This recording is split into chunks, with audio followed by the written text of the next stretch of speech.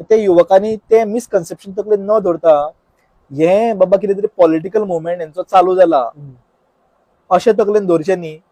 वो फक्त आणि फक्त मराठी भाशेक आमची जी गोयची भाशा आसा कोंकणी बरोबरूच आमकां मराठी राजभाषा करपाक जाय आनी तिका तिजो मान दिवपाक जाय हीच एक सिंपल मागणी सरकारा कडेन आसा.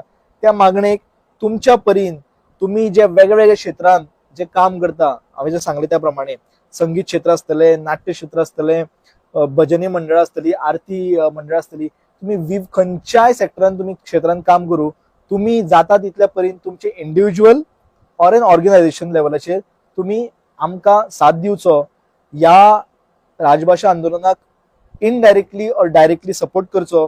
तशें तुवें सांगलें विविध माध्यमां आसा, आता तुमकां रस्त्यार देवपाची गरज ना न्ही, जेन्झी सगळे प्रकार खबर आसता.